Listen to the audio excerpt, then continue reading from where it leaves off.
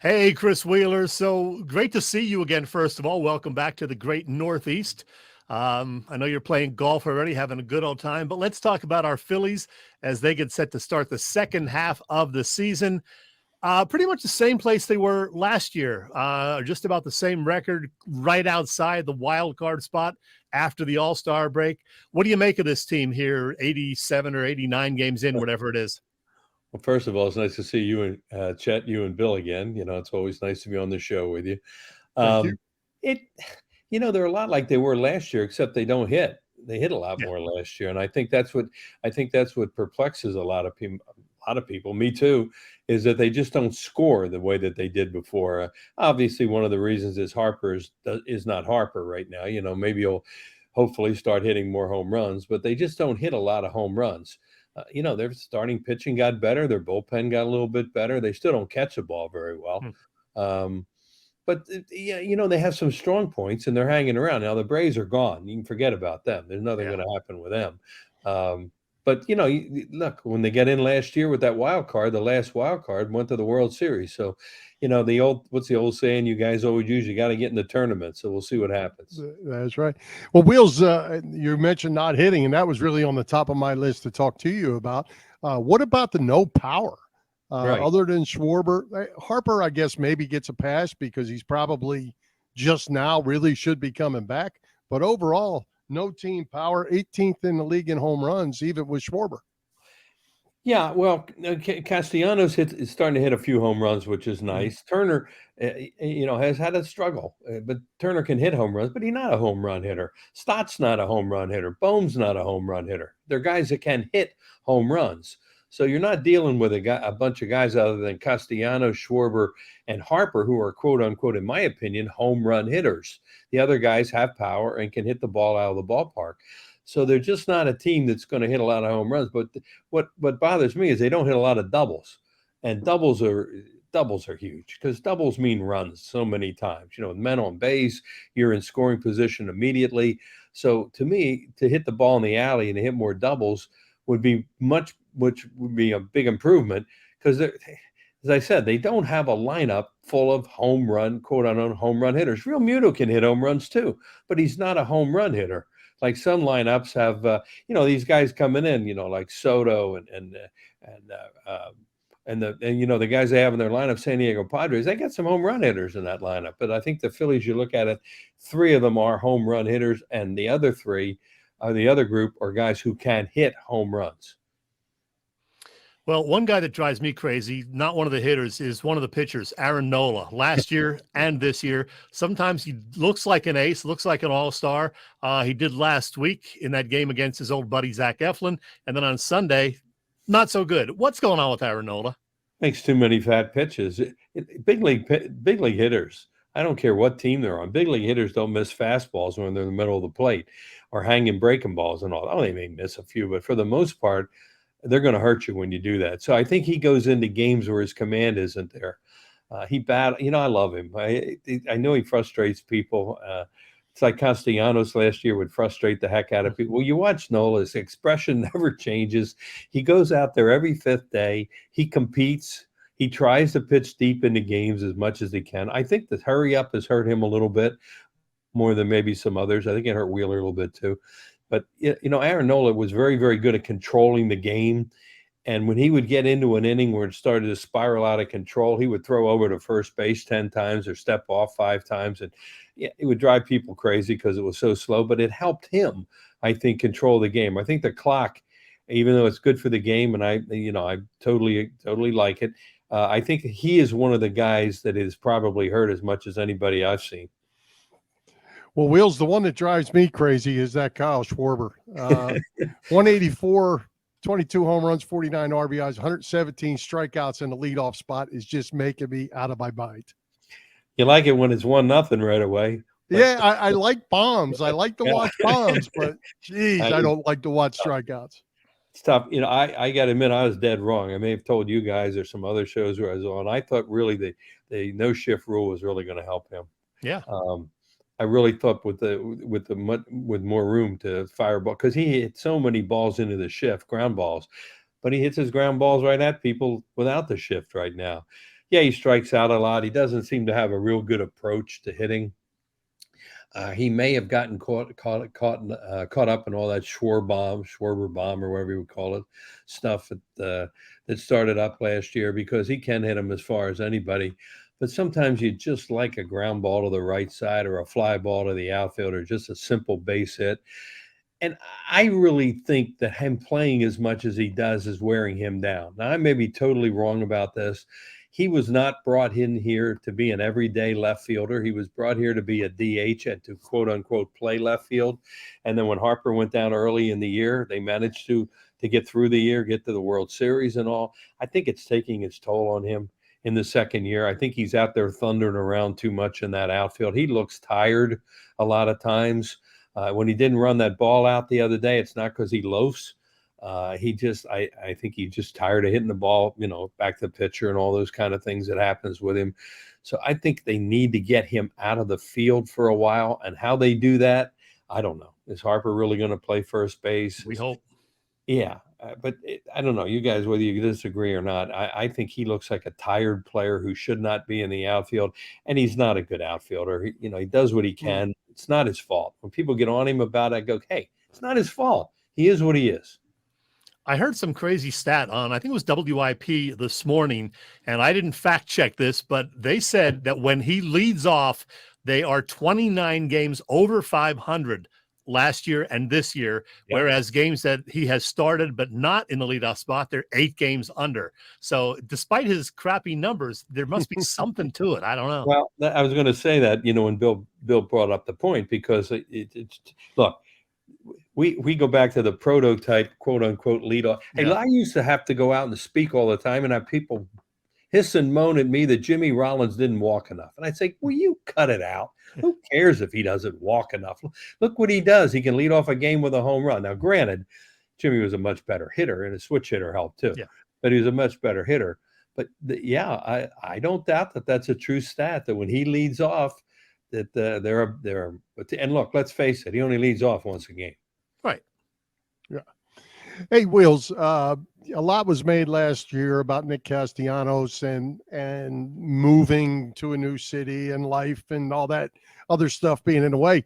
It was mentioned the other night during the telecast that maybe that's the same Trey Turner issue right now. You've been watching baseball for a long, long time. Is this really a thing? I mean, I think a lot of people thought maybe that was a Castellanos excuse, but now we're seeing it again. Have you seen that over the years? Sure, it can happen. Look at the shortstops, the free agent shortstops this year. How many of them are struggling? Like Swanson and Bogarts and those kind of guys. First of all, let's deal with Castellanos. I don't think he's an excuse maker. I think he's a very honest guy. I've heard from guys and people I know that are around him in the clubhouse. He's a little different, but he's not a complainer and he's not an excuse maker. And I think he's been brutally honest this year that he struggled last year with the adjustment, with a new baby and all the things coming to the city with this city, with all the expectations that you have here, and with what he had done in the past. And he's better this year. He's still a guy. I think he'd swing at the Rosenbag or check swing if you threw it to him. But that's what he is. I mean, he's a free swinger, but he's making a lot more contact, and he's always been a hitter. Turner, I don't think has it.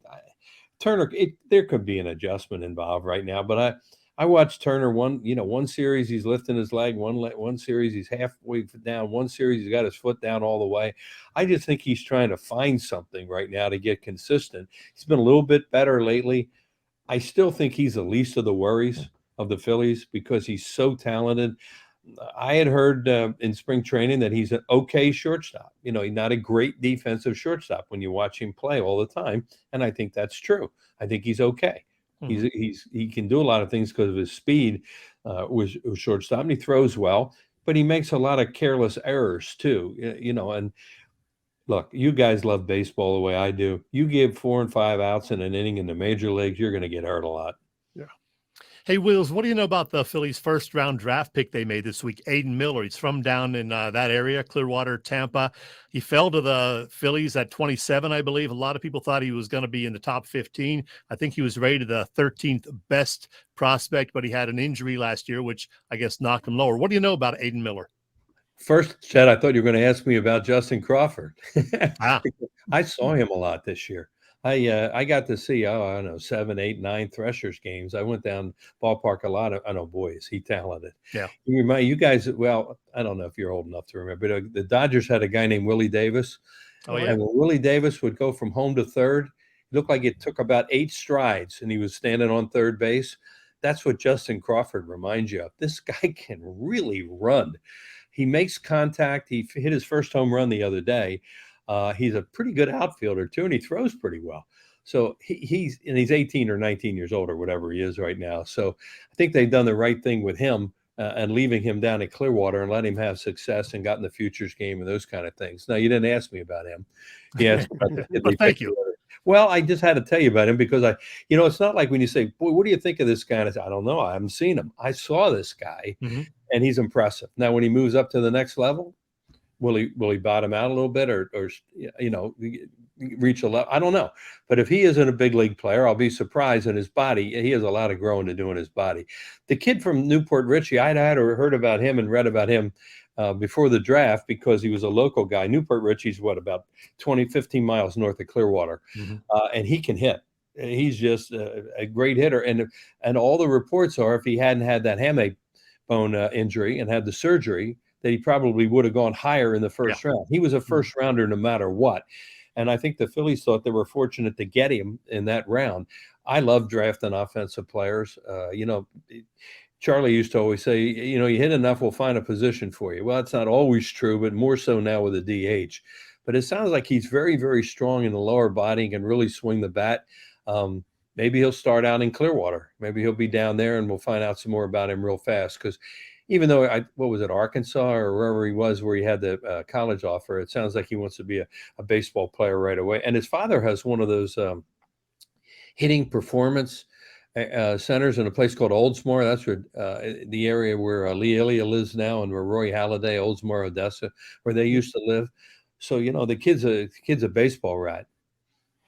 Well, speaking of offense, let's get back to the current Phillies, Wheels.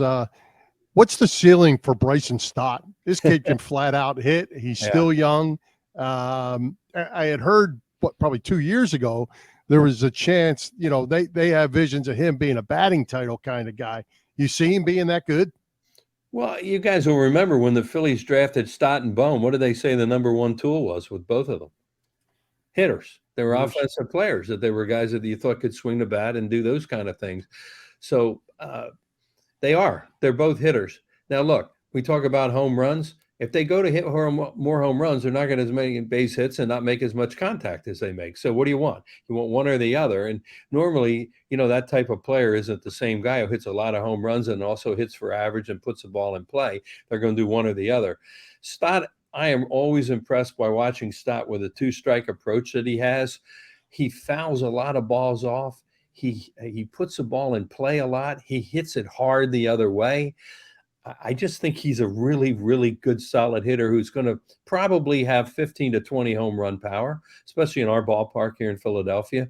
But the thing about him is the way that he makes pitchers work. And in today's game with the pitch count, and you get a hitter or two in your lineup that makes a pitcher work a lot. Next thing you know, the guy's out of the game because they take him out so fast nowadays. So, he's a really good – could he be a batting champion? Heck, yeah. The way he puts it in play and it's hard. And he can run, too. Yeah. And we're not even talking about what a good second baseman he is. So, Phillies over the years squandered a lot of number one picks. They didn't with this guy. Last thing for me, Wheels. The season resumes on Friday for the Phillies. And despite all this time off, I just saw they're going to start Christopher Sanchez Friday night against the Padres. Why wouldn't you go with Wheeler or Taijuan Walker or one of the other guys? I know they've all gotten rest. Why Sanchez? Well, in my opinion, Wheeler and Nola have a lot of miles on them right now. Yeah, that's true. They pitched a lot last year, and look, they're not excuse makers. We already talked about Aaron, and from what I hear about Zach Wheeler, he's about as stand-up guy as you're ever going to be around. Taijuan Walker, Rangers struggling a little bit with his command, so maybe they want to give him a little more side day stuff. So I think it just worked that way. And I know exactly what you're saying. Why don't you come back with one of your big boys right away to get the thing started? But they made a conscious effort not to pitch Nola at all in the San Diego series and to just give him some time off. And I think they're just giving Wheeler some time off too. Okay. This is just me. I don't know that. and just let. And Sanchez has been okay. You know, he has. he's a heck of a lot better than the other left-hander, and he drove you crazy. Yeah, there's a doubleheader Saturday, right? Doubleheader. Yeah, You know, it's weird. It's a split doubleheader scheduled. Yeah. That used to be would be a makeup, you know, a rain out, and then you would do the split because you wanted the two gates. So why they're doing that, I'm out of the loop, guys. So I don't know. I don't know anymore. I could call Dave Buck and ask him, but he'd say to me, "Why do you care about that?" And I'd say because I might be on a show. I might need it. That's right. Somebody might ask you that question. Right. Well, Wheels, I have one final question for you. Today, new odds came out after the All-Star break. The Phillies are the number 3 odds in the National League of winning the World Series behind the Braves and the Dodgers. What does Vegas know that we don't know? I don't know. That's very interesting because, look, there's a lot of problems there, but it's also a very good baseball team. You know, this is a good team. This is a team that has a heck of a chance to get in the quote-unquote tournament again because of the wild card and the extra wild card. And look what they did with it last year. But they have to start to score more runs. They don't, in my opinion, they're not a good enough defensive team to not score more runs, because when they get in too many close games, they make too many mistakes, and that really starts to catch up to you down the stretch. For whatever it is, and we used to talk about it all the time, I don't know, but there's a lot of one-run games played in September every year, and this team is not really well equipped, I don't think, to play one-run games. The bullpen is better, but they give up too many extra outs. Hey, Wills, one final question, a different subject. Penn State football getting ready to kick off. Can't let you go without talking about the Nittany Lions. You're pretty excited about good recruiting, a lot of good things happening in Happy Valley right now. It'd be pretty hard not to like those running backs. You know, those two kids came on last year, were unbelievable, and they're only sophomores, true sophomores this year. Yep. They think they have a big-time quarterback, and their offensive line has gotten a lot better, but everybody looks at them and talks about their defense. They think they have a very good defense this year, and Manny Diaz is a heck of a defensive coach, so still got to beat Ohio State and Michigan. Right. I can't wait for the realignment. You may not have to play them every year. Chris, we got to wrap it up. Great seeing you. Enjoy the rest of your summer. Go Phils.